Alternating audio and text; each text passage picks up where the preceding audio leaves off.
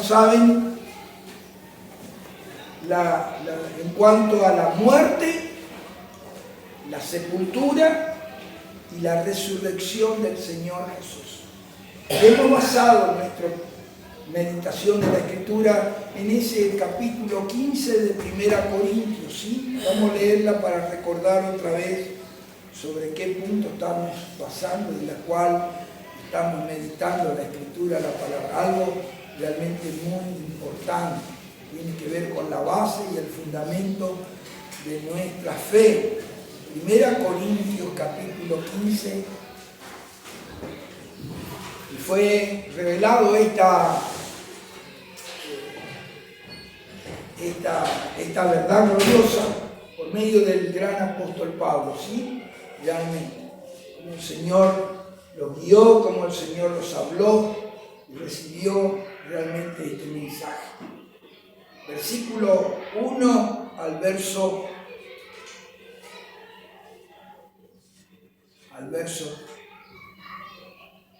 4, ¿sí?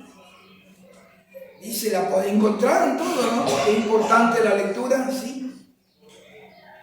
Además os declaro, hermanos, que el evangelio que os he predicado, el cual también recibisteis, en el cual también perseveráis, por el cual asimismo, si retenéis la palabra que os he predicado, sois salvos, si no creísteis en vano. Verso 3, porque primeramente os he enseñado lo que asimismo recibí, que Cristo murió por nuestros pecados conforme a las Escrituras, y que fue sepultado, y que resucitó al tercer día conforme a las Escrituras.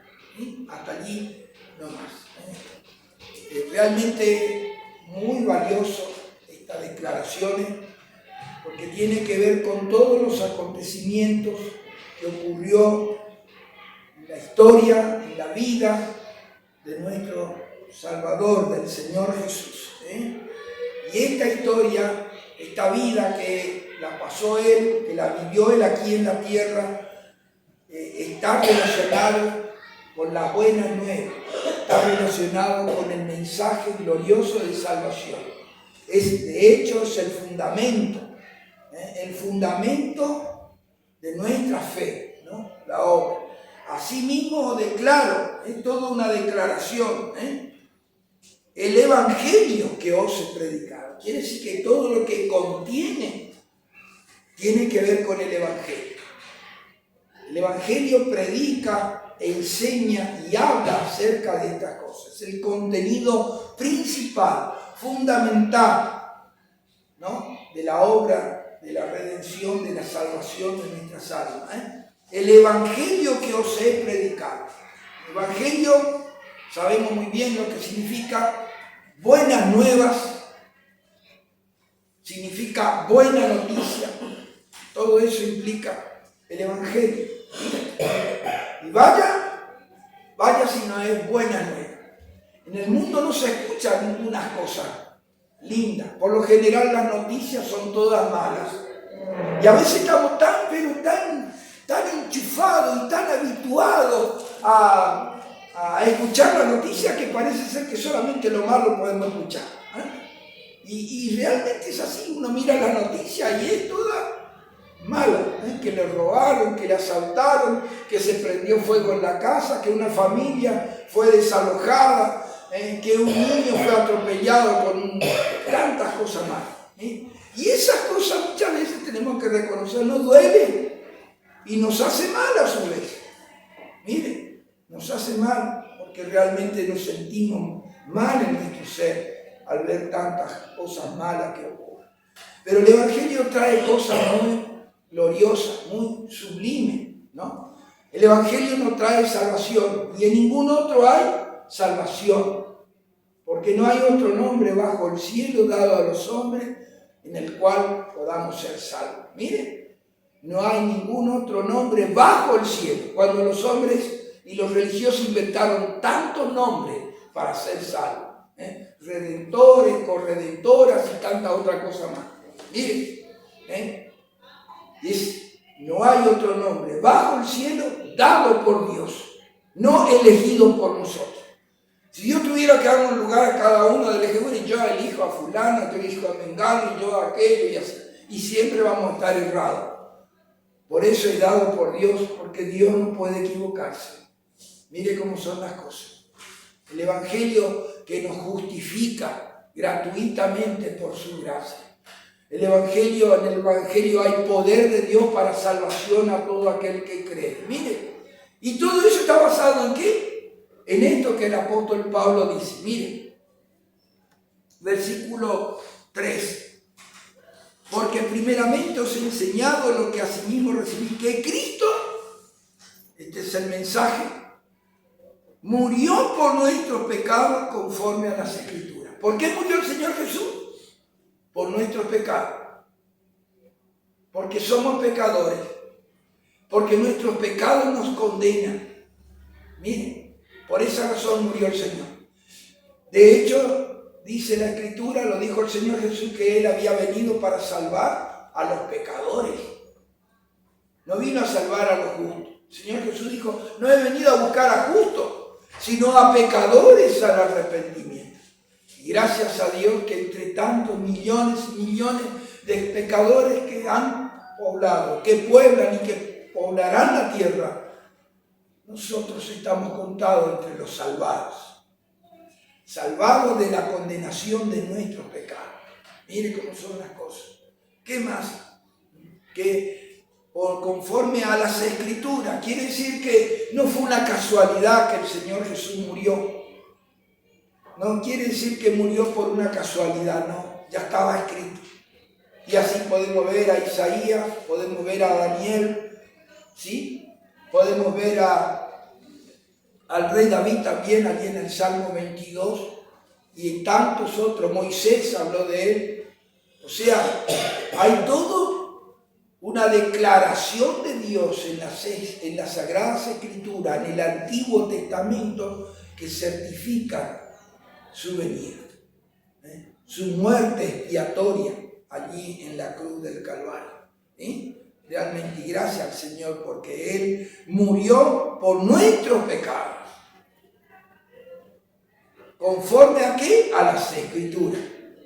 Y cuando vamos a las Escrituras, vamos a toda la profecía que tiene que ver con su muerte expiatoria, ¿no? En este caso.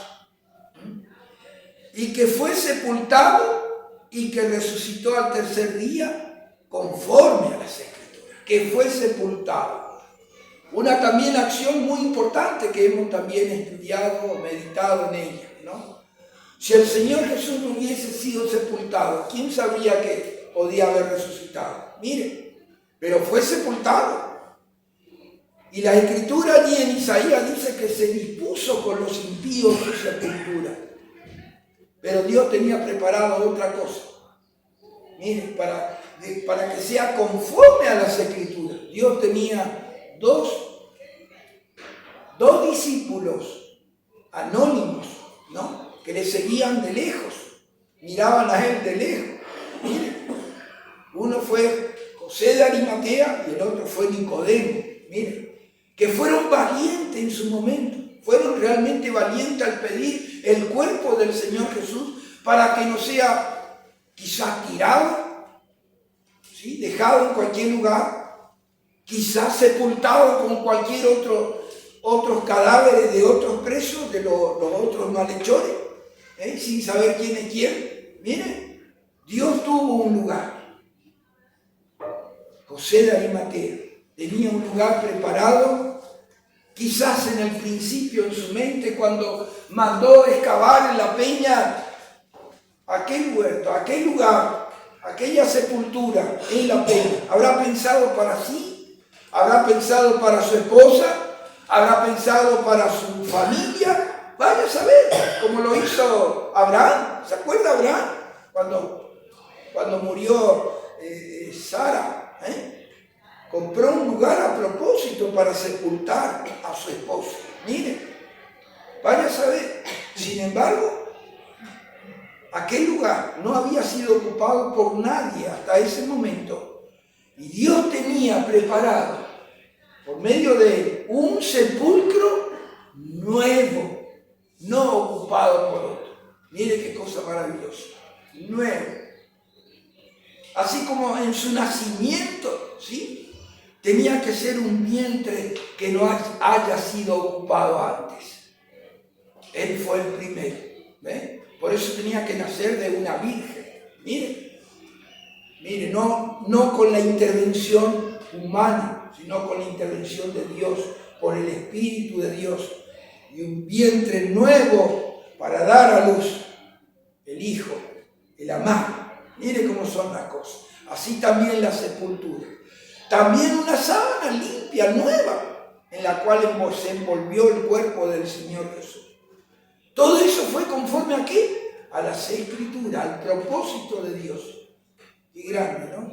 Qué maravilloso pensar en eso. Bueno, y que resucitó al tercer día conforme a las Escrituras. Mire, otro hecho también importante, otro hecho trascendental. Y lo dice acá el apóstol, ¿no? Lo dice allí en el verso 12, podemos leer, mire, pero si se predica que Cristo resucitó de los muertos, ¿cómo? Mire, ¿cómo? Dicen algunos entre vosotros que no hay resurrección de muertos, porque si no hay resurrección de muertos, tampoco Cristo resucitó. Y miren las consecuencias que traería eso por sí solo. Verso 14, si Cristo no resucitó, vana es entonces nuestra predicación, vana es también nuestra fe. Miren, y somos hallados falsos testigos de Dios, porque hemos testificado de que Dios, que Él resucitó a Cristo, al cual no resucitó, si en verdad los muertos no resucitan. Porque si los muertos no resucitan, tampoco Cristo resucitó. Y si Cristo no resucitó, vale vuestra fe, aún estáis en vuestros pecados. Mire, verso 18, entonces también los que durmieron en Cristo perecieron.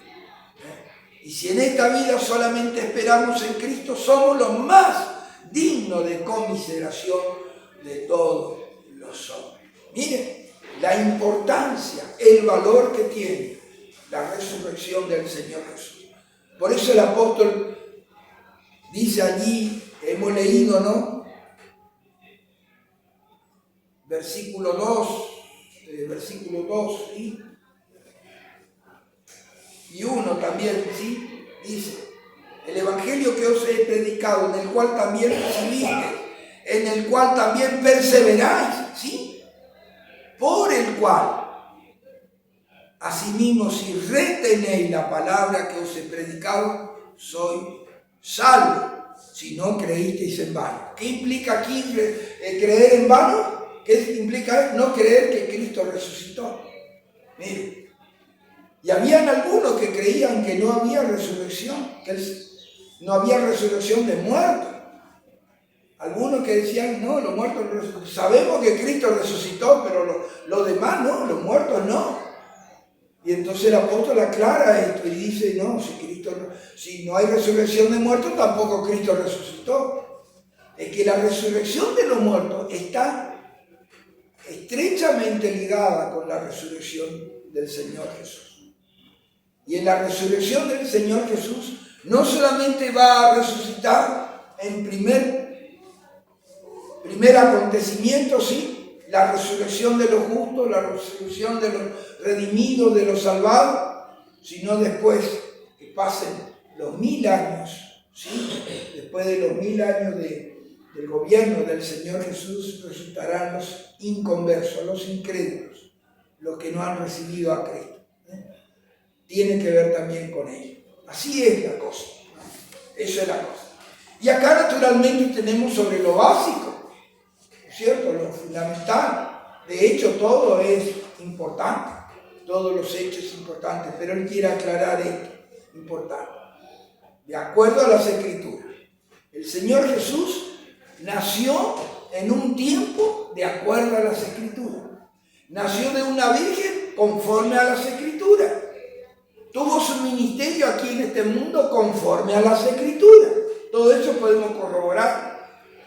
Que fue vendido por 30 piezas de plata, también conforme a la Escritura, porque la palabra de Dios también declara eso, que le iba a ser traicionado, iba a ser vendido por 30 piezas de plata y tanta otra cosa más.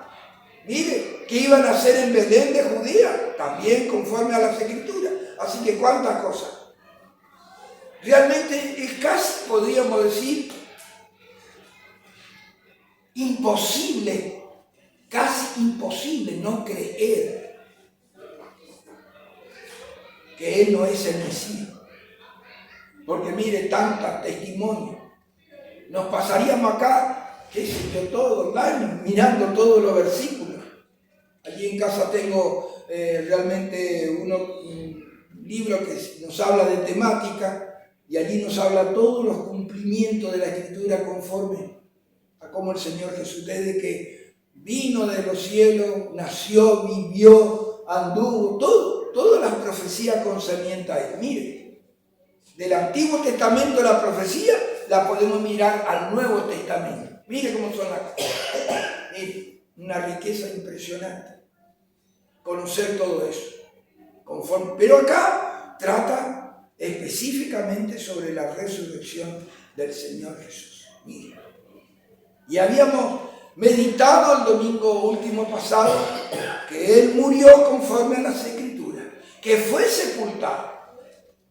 Su cuerpo fue sepultado. Su alma, el Señor Jesús como hombre, escuche bien esta palabra, como hombre, se vistió de humanidad, y cuando decimos que fue perfectamente hombre, ¿sí? Hombre. Tuvo cuerpo, ¿sí? Humano. Tuvo alma. Y tuvo también espíritu. Mire cómo son las cosas. Así, de esa manera. De Dios no se dice que Dios tiene alma. Mire, Dios no tiene alma. Dios es espíritu. Es diferente. Y eso no quita de que Dios no tenga la misma, que el hombre no tenga la misma expresiones del alma que tiene que ver con las emociones, los pensamientos, la voluntad. Que Dios también nos ama. Dios también se entristece. Dios también odia el pecado. Dios también, ¿no es cierto?, se entristece. Tantas cosas. Y eso tiene que ver con el alma. El hombre tiene alma. El alma es el asiento de las emociones, es el asiento de los pensamientos y es el asiento de la voluntad. El alma nos hace conscientes de nosotros mismos. Por eso el Señor Jesús pudo decir: mi alma está triste hasta la muerte. Miren cómo son las cosas. Y esa alma que se entristece, que se goza, es el alma que descendió a las profundidades de la tierra.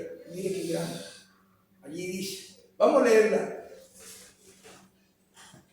Hechos capítulo 2, el apóstol Pedro, ya nuestro tiempo se va, en su sepultura. Versículo 27 vamos a leer puntualmente. Una profecía que la dijo el rey David. Encontraron todo, ¿no? Porque no dejará mi alma en el Hades, ni permitirás que tu santo vea corrupción. Miren, porque no dejará mi alma, ¿en dónde? En el Hades.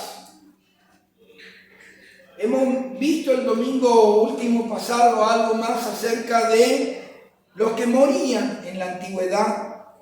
La hemos mirado algo ya acerca de eso, sí. El rey Ezequías, Jacob, ¿no es cierto?, cuando llamó a sus hijos para darle la bendición antes de morir, ¿sí?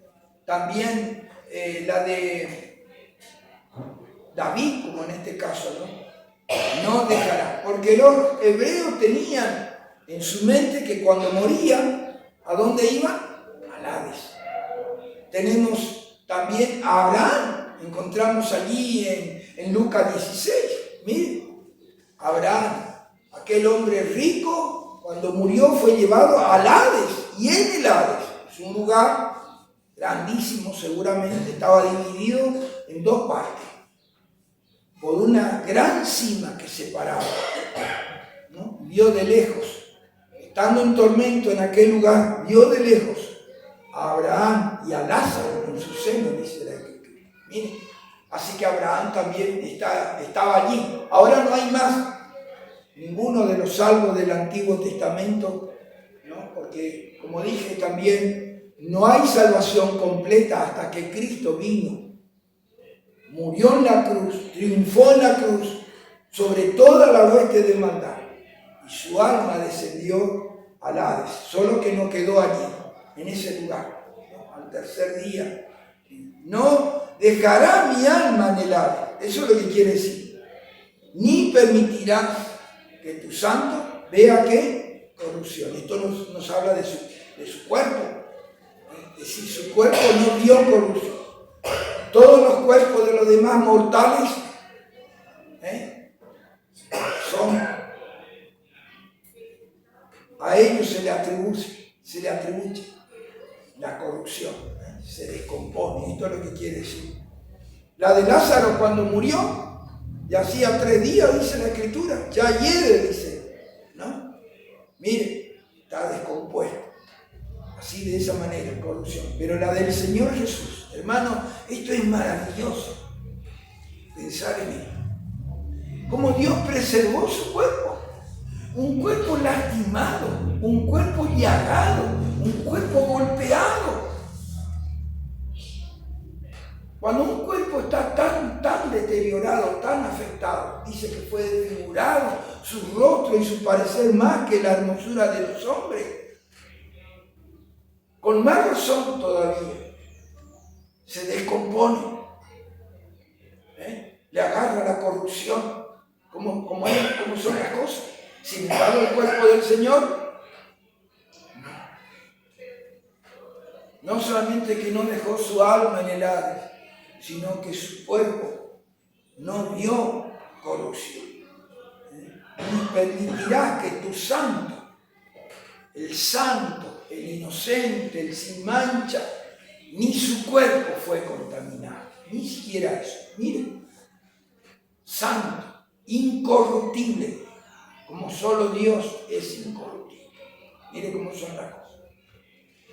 Así fue. Y cuando Él ascendió a los cielos, hay algunos eruditos que creen, ¿no?, que cuando Él ascendió a los cielos, llevó a los cielos a todos los santos del Antiguo Testamento. Miren, lo llevó allá. Por eso dije, ya en el Hades en este momento no hay más ningún santo del Antiguo Testamento. Mire cómo son las cosas. Y vamos a leer, habíamos leído algo ya allí en Efesios. Efesios capítulo 4. En cuanto todo esto tiene que ver con la resurrección del Señor. Cosa tan profunda. Hay mucha teoría en cuanto a esto. Realmente, varias teorías. Versículo, capítulo 4 de Efesios, ¿sí?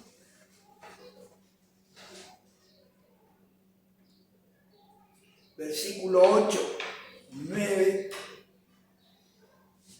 y 10. Por lo cual dice, está escrito en la palabra de Dios en el Antiguo Testamento. Está escrito en el Salmo 68, 18, donde habla de la victoria de Jehová. De Jehová, ¿sí? Por lo cual dice, subiendo a lo alto llevó cautiva la cautividad y dio dones a los hombres. Y eso que subió, ¿qué es? Sino que también había descendido primero las partes más bajas de la tierra. El que descendió es el mismo que también subió por encima de todos los cielos para llenarlo todo. ¡Qué grande! ¡Qué maravilloso! Subiendo a lo alto. A lo alto significa subiendo lo más alto. Se nos habla en las escrituras de los 3 cielos, ¿sí? El cielo de las nubes, el cielo de los astros y el cielo de Dios. Miren, allí en lo más alto, dice que el apóstol Pablo subió a ese lugar, a los cielos. Por eso la escritura en el Antiguo Testamento se señala varias veces al cielo de los cielos. El cielo de los cielos. Lo más sublime, lo más alto. Subió el Señor. Mire. Pero para subir a ese lugar, primero tenía que humillarse. Mire cómo son las cosas. Por eso Dios dice que lo exaltó hasta lo sumo, dice. Ahí en el libro de Filipenses. Lo exaltó también a lo sumo. ¿Y qué hizo? Llevando a lo alto. ¿Llevó qué? Cautiva la cautividad. Esta palabra, hermano, contiene tanta cosa. Tiene que ver con nosotros. La cautividad tiene que ver con la victoria. Tiene que ver con el triunfo. Cuando un rey tenía, ¿no es cierto?, una guerra contra otro y ganaba, llevaba cautivos a la gente. Llevaban a los soldados cautivos. Los cautivaba. Y aquellos que eran cautivados podían ser matados. Podían directamente matarlo. Se burlaban de esas personas porque era el triunfo. ¿Qué más? O podían también ¿qué? Retenerlo para hacerlos esclavos de ellos. Podemos ver esto realmente al pueblo de la historia del pueblo de Israel, cómo fueron llevados cautivos. Y dentro de esta cautividad que sufrió el pueblo de Israel a causa de su desobediencia delante de Dios y que Dios mismo permitió que fueron llevados a Babilonia, fueron de alguna manera, fueron maltratados, nada bien atados, maltratados. Miren, de esa manera, eso es lo que hace. Bueno, el Señor Jesús como el Rey, como el valiente, el poderoso, venció a Satanás. Quitó a nosotros que sí estábamos cautivos bajo el poder de Satanás. Nos sacó de allí, nos libertó de allí. Mire, y no solamente que nos libertó de allí, sacó todo lo que estaba en contra nuestra. Mire, nos libertó para ser sus siervos. Dice la Escritura que habiendo sido esclavo del pecado, viniste a ser siervos de la justicia. Miren, la obra de Cristo en la cruz. Podemos mirar realmente todo eso. Y cuando el rey tenía cautivos y llevaba a los cautivos detrás de él, mostraba, hermanos, los atributos de su victoria. Exhibía, ¿no es cierto?, lo que había logrado con su victoria. Bueno, esto justamente pasó. Esta es la figura que toma la Escritura acerca del gran rey victorioso, del gran poderoso. Vamos a leerla un poquito, ya nuestro tiempo se ve, pero al menos vamos a leerla. Al menos la vamos a leer. Efesios capítulo, ahí mismo, ¿sí? 2:14.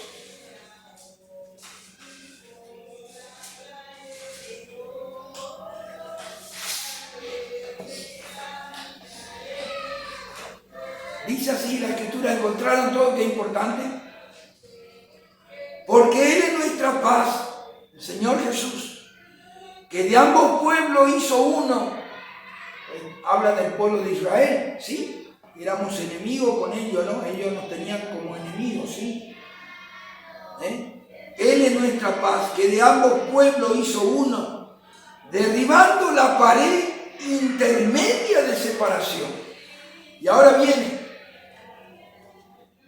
verso 14, el verso 15, aboliendo en su carne las enemistades, la ley de los mandamientos expresado en ordenanza, para crear de sí mismo de los dos un solo y nuevo hombre haciendo la paz.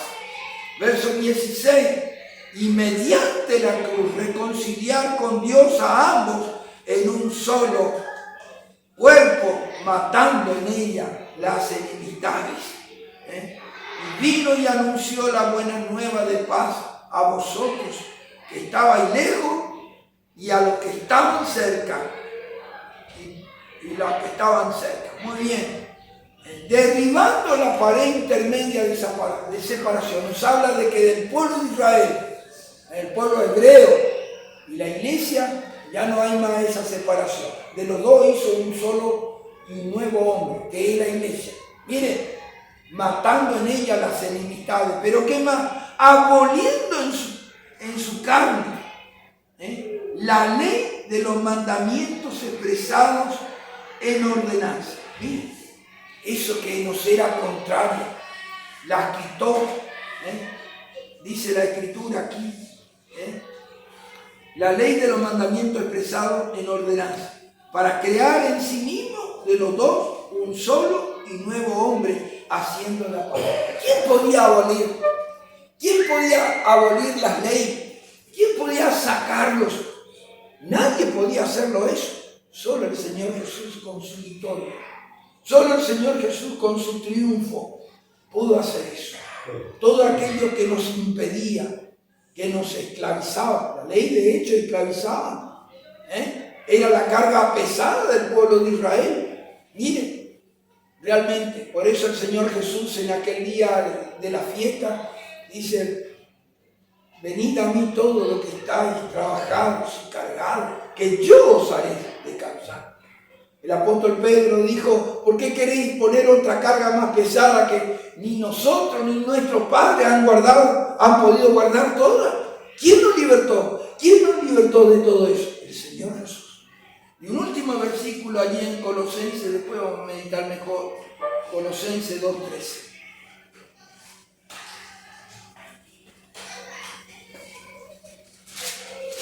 Colosenses capítulo 2, versículo 13. Mire lo que dice aquí.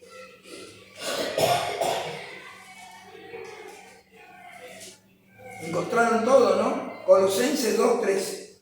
Y a vosotros estando muertos en pecado, miren qué condición estaban, y en la incircuncisión de vuestra carne, os dio vida, esto es vida eterna, juntamente con Él, perdonándoos todos los pecados. Verso 14, miren, hace una referencia a lo que ahí en Efesios hemos leído, anulando, miren, el acta de los decretos que había contra nosotros, que nos era contraria, quitándola del medio y clavándola en la cruz. Verso 15, ¿qué más? Y despojando a los principados y a las potestades, los exhibió públicamente, triunfando sobre ellos en la cruz.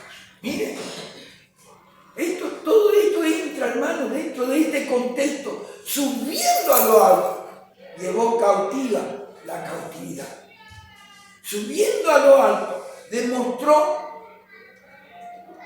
mostrando a todos estos principados todos los valores de su triunfo, del botín de guerra, como se dice, llevando, lo demostró públicamente, triunfando sobre ellos en la cruz. Por eso termina el pasaje aquí, verso 16. Por tanto, nadie os juzgue en comida o en bebida, o en cuanto a día de fiesta, luna nueva, o en día de reposo, que quiere decir sábado, ¿no? Nadie os juzgue, nadie nos puede condenar, porque el Señor Jesús triunfó. Es el gran vencedor, el gran triunfador. Cautivó todo esto, dejó a un lado todo esto, los retuvo. Y no hay ley que pueda acusarte. Por eso ninguna condenación hay para los que están en Cristo Jesús. Mire, por esa razón, subiendo a lo alto, subió, llevó cautiva la cautividad. Nos llevó a nosotros, lleva a los que estaban durmiendo, que eran cautivos también. Miren, para crear de los dos, el pueblo de Israel y el pueblo gentil, digamos, ¿no? De los dos un solo pueblo, que es la iglesia, un nuevo hombre, haciendo la paz mediante la sangre de su cruz. Y los exhibió públicamente. A él sea toda la gloria y toda la honra. Vamos a llamar a